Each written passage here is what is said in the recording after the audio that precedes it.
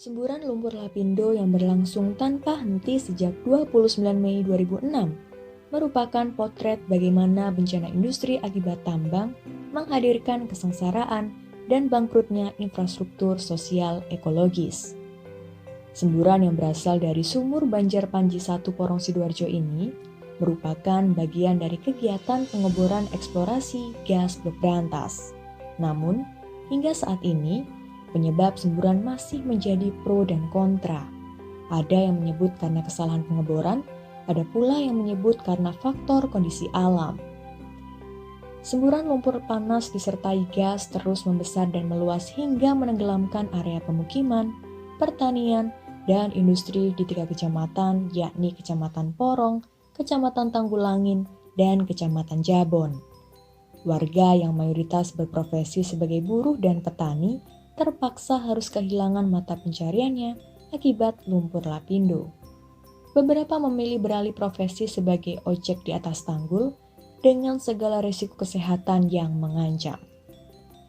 Salah satunya adalah Harwati, warga penyintas lumpur lapindo asal desa Siring, Kecamatan Tanggulangin ini, memilih jalan sebagai ojek perempuan di atas tanggul.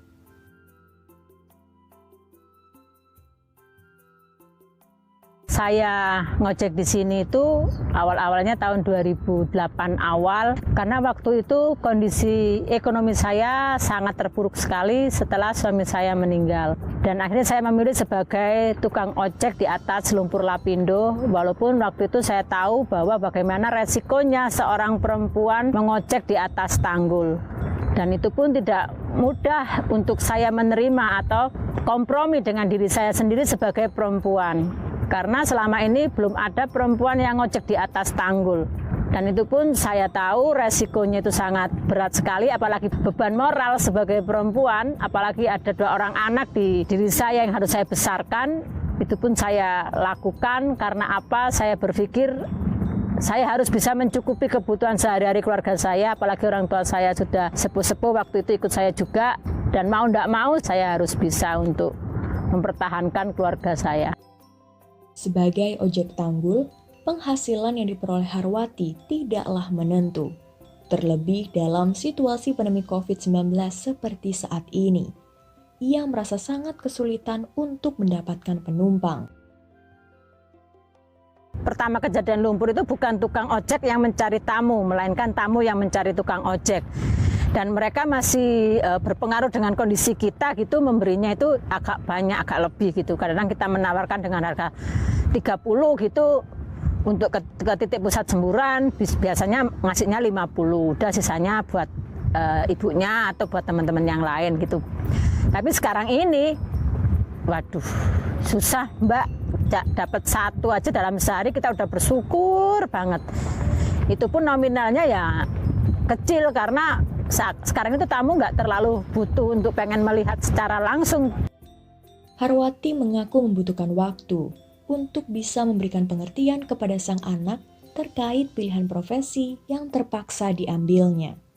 Sebagai ojek perempuan, tantangan paling berat baginya adalah ketika harus menghadapi penumpang laki-laki yang usil. Harwati seringkali dirayu penumpang yang mengajaknya kencan. Biasanya, sikap menolak dengan cara halus namun tegas efektif untuk mengatasi penumpang jahil. Pengalaman saya di ojek tanggul sebagai perempuan sih kayak peleceh-pelecehan memang ada. Terkadang ada tamu laki-laki gitu ya menggoda. Mau nggak mau dalam hati kecil saya sebenarnya menangis, saya sebagai perempuan gitu, kayaknya nggak dilihat gitu loh. Selain menghadapi penumpang laki-laki yang usil, Harwati juga dihadapkan oleh resiko kesehatan akibat zat berbahaya dari asap semburan lumpur. Yang kita rasakan sebagai tukang ojek setiap harinya di tanggul itu memang sesak, kadang batuk agak berat gitu, terus kadang-kadang dahal, ini tenggorokan itu kadang-kadang kayak sakit gitu, itu seringkali kita rasakan.